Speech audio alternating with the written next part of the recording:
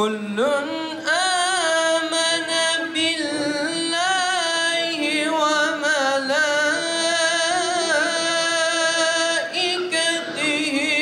ve kutubihi ve rusulihi. Evet, Batman Belediyesi Başkanlığı'na ve yönetimine adayız. Ve aynı zamanda İl Genel Meclisi'ne de adayız. Artık şehrimizi, kentimizi kendimiz yönetelim istiyoruz. Ricacı makamından çıkıp icracı makamda olmak istiyoruz.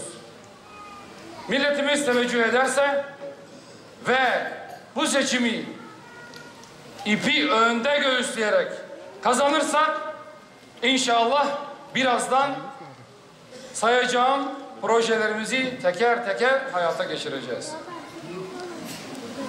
Bütün adaylar, bütün siyasi partiler vaatte bulunurlar. Vaatsiz seçim olmaz. Ama bizim bir iddiamız daha var. Biz diyoruz ki Hüdapar dediğini yapar. Hiçbir zaman tutamayacağımız sözler vermedik. Ama verdiğimiz sözleri de elhamdülillah bugüne kadar tuttuk.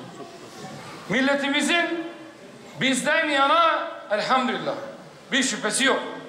Ama milletimiz için nasıl bir gelecek istiyoruz? Biz geldiğimizde milletimiz nasıl bir hizmet görecek? Bunu da hem sizlerle hem basın mensuplarıyla hem de halkımızla paylaşalım istedik. Maliyet hesabını da yaptık. Uzmanlarımdan da sorduk. İnşallah buna gücümüz yetecek. Artık Batman'da hafif raylı sistemle inşallah tanışacak diyoruz. Evet. İlk vaadimiz sona kalsın dedik. İkinci vaadimizden başlıyoruz. Aslında bu bizim kanayan yaramız.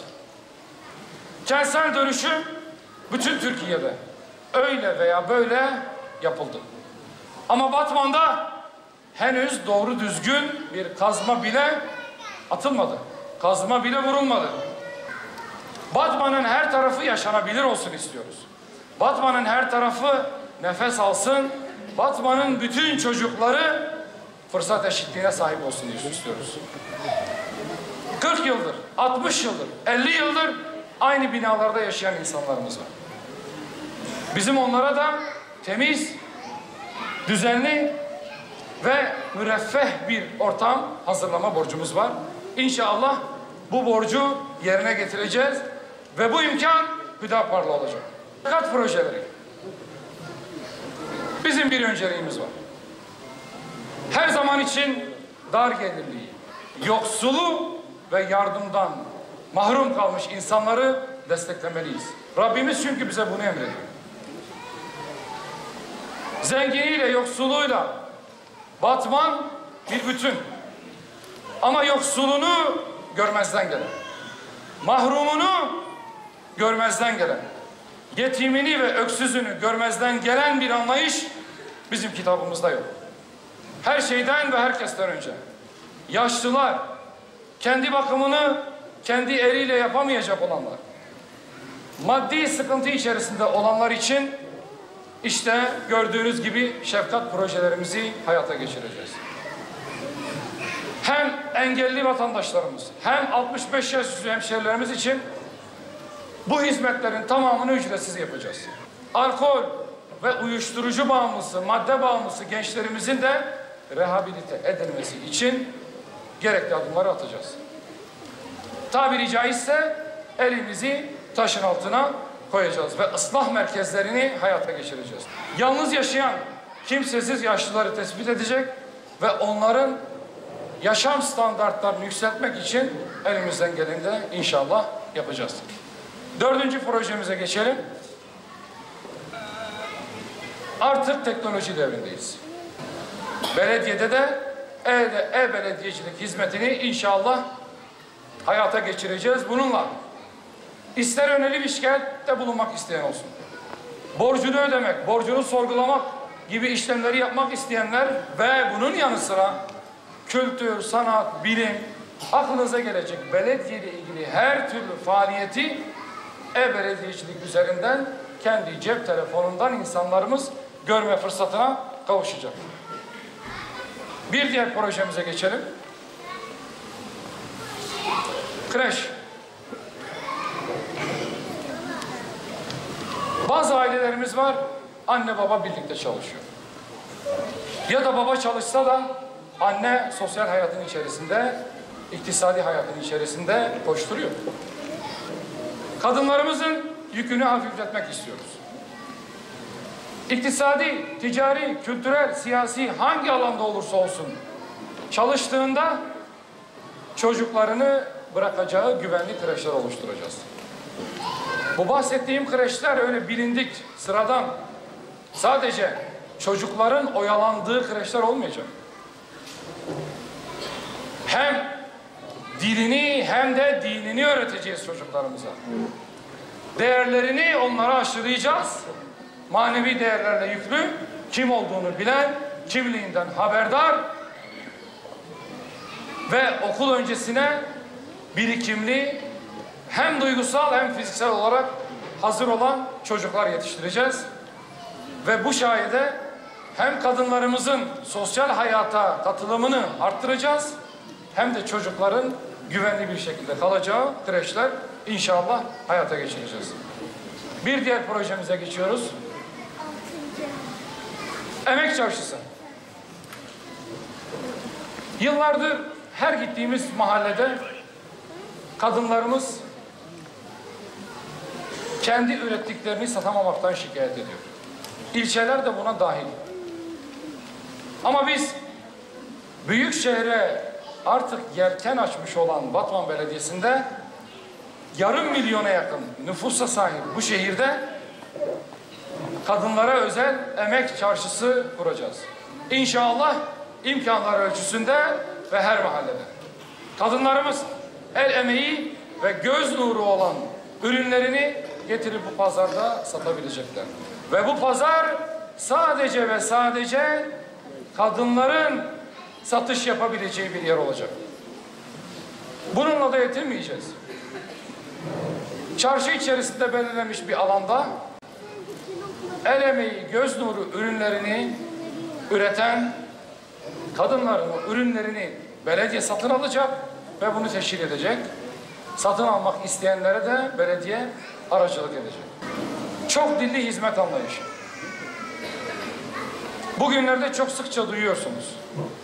Mecliste kendi dilini, kendi annesinin dilini konuşanların mikrofonu kapatıyor. Hala tek dil dayatması var. Oysa bizim insanımız, bu memleketin insanı her birinin ana dili farklı olan insan. Arapça konuşanımız var, Kürtçe konuşanımız var, Çerkezce konuşanımız var, Lazca konuşanımız var. Ve bu dillerin hepsi Allah'ın ayetleridir. Biz de bundan hareketle Batman'ımızda ne kadar dil konuşuluyorsa o dillerde belediyecilik hizmetini inşallah hayata geçireceğiz. Türkçe bilmediği için hiç kimse hizmetlerden mahrum kalmayacak. Hizmetlerden yararlanması için de illa Türkçe bilmesi gerekmiyor. Türkçe ne kadar değerliyse Kürtçe de bizim için o kadar değerlidir. Kürtçe bizim için ne kadar değerliyse Arapça da bizim için o kadar değerlidir. Çünkü biz diller arasında fark koymuyoruz. Bir diğer projemize geçiyoruz. Aslında belli bir zamandan beri bu park ve bahçelerde ve yeşil alanların oluşturulmasında bir irade var. Gözlerimizle görüyoruz. Mesele sadece parkların ve yeşil alanların sayısını artırmak değil elbette. Evet, artıracağız.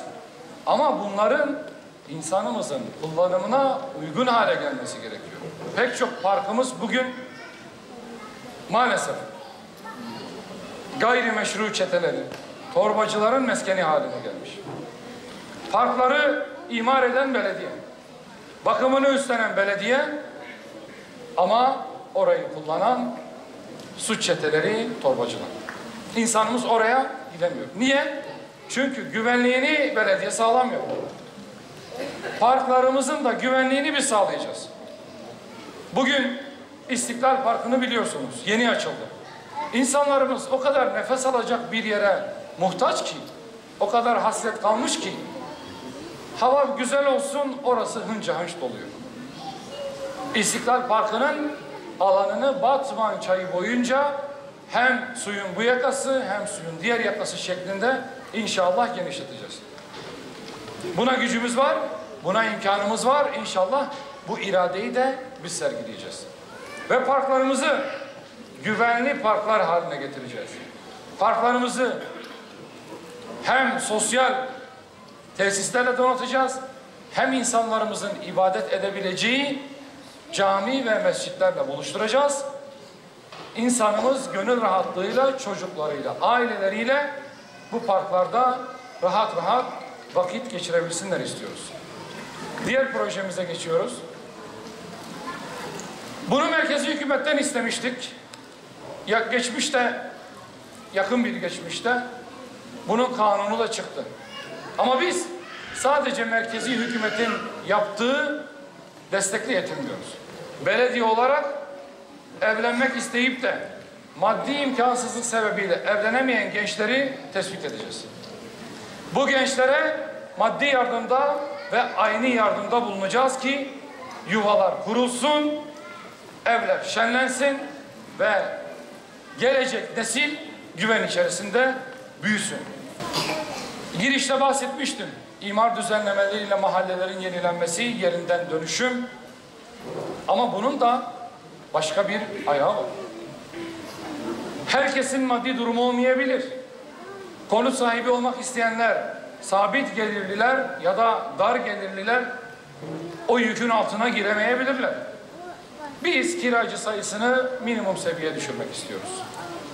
O yüzden dar gelirliler için de konut inşa edeceğiz. Uygun taksitlerle ve uygun imkanlarla konutlar inşa edeceğiz. Dar gelirli vatandaşımız ben bir ömür bile çalışsam konut sahibi olamayacağım fikrinden kurtulsun istiyoruz. Sıfırlayamayız ama bunun sayısını minimize edebiliriz. Çünkü belediye halk için var. Bir diğer projemize geçelim. Trafik bizim en büyük sorunumuz. Az önce ifade ettim ya, bir Diyarbakır caddemiz var. Alternatifi yok. Şehre giren de, şehirden çıkmak isteyen de bu caddeyi kullanmak zorunda. Alternatif bulvarları inşallah inşa edeceğiz. Var olan projeleri kendimiz hayata geçireceğiz. Çünkü yıllardır alternatif bulvarlar, çevre yolları ve trafik düzenlemeleriyle ilgili pek çok defa projeler açıklandı ama maalesef büyük çoğunluğu hayata geçirilemedi. Biz de diyoruz ki Hüdapar Belediyeciliğinde biz şehrimize yeni bulvarlar kazandıracağız. Alternatif yollar geliştireceğiz. Gereken yerlerde köprülü kavşakları inşa edeceğiz. Çünkü birçok kentimiz bugün köprülü kavşaklarla adeta donatılmış durumda. Dikkat ettiyseniz şehrimize kazandırılmış büyük ölçekli parklarımız var. İstiklal Parkı'nı konuştuk. Orada bir tesis var. Atatürk Parkı var ama orada bir sosyal tesis yok.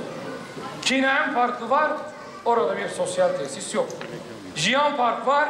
Orada bir sosyal tesis yok. Şerzan Kurt Parkı var. Sosyal tesis yok. Niçin parklarımız sadece yeşil alan ve banktan ibaret olsun?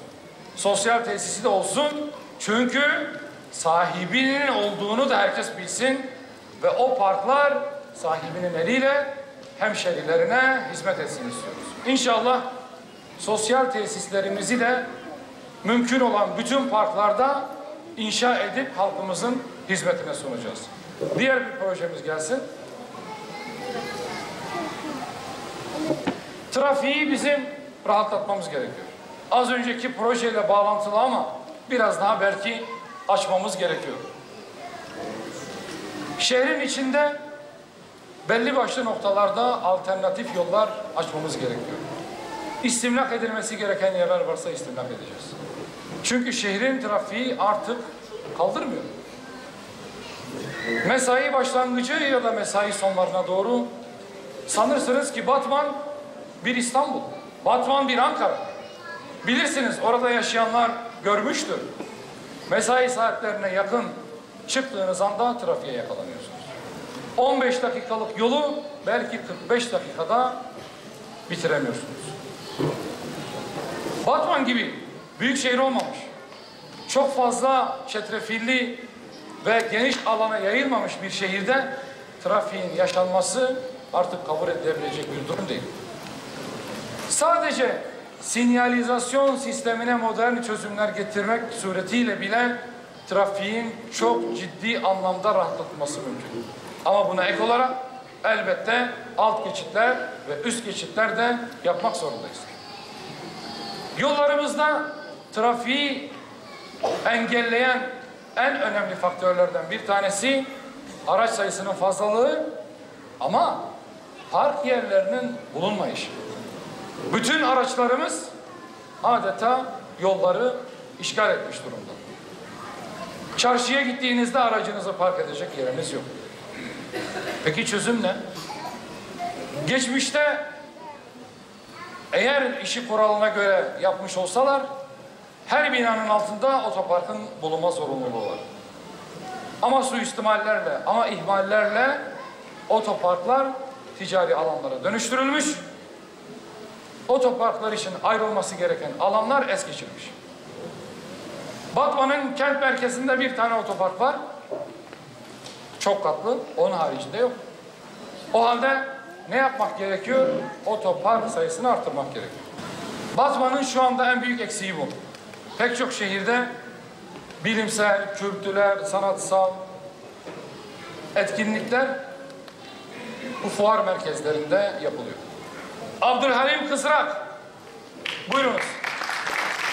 Abdullah Oğuz, Abdurrahim Afşin, Bilal Aktaş, Burhan Padir, Cemal Çetiz, Cihat Direk, Çetin Yıldız, Emrullah Gültekin, Enes Gümüş, Fuat Ak, Galip Sevim, Hamza Kalkan, Hasan Damar, İsa Aslan, Kasım Tunç, Masum Ay Yıldız, Mehmet Mehdi Günaydın, Mehmet Sadık Ülker, Mehmet Zeki İmir, Muhammed Ata Ekinci, Muhammed Enes Kılınç, Muhammed Furkan Sabaz, Muhammed İkbal Özcan, Muhammed Nur Biçen, Murat Güneş, Mustafa Başaran, Ömer Faruk Barlak, Ramazan Özdemir, Saime Akbulut, Sedat Salman, Selman Aslan, Seyit Hasan Candan, Şahin Tekin, Şehmus Esen, Şehmus Rüzgar, Şükrü Uluç, Taha Yanaç, Tarık Yavuz, Vedat Gündüz, Yahya Yanaç, Yusuf Ercan Işık, Ahmet Cemil İptaş, Mehmet Biçen, Şenay Coşkun ve Yahya Ezer. Ahmet Aslan Giren, Ahmet Cemil, Emrullah Güneş, Feyyaz Durmaz, Hüseyin Bozkurt, Kahraman Rüzgar, Mehmet Aslan, Mehmet Emin Doğru, Muhammed Ali Çelik, Muhammed Nişan Deniz, Muhammed Şirin Seydoğlu, Murat Serik, Nurullah Yanaç, Şehmus Ortaç, Veysel Kılınç ve Veysi Karakuş.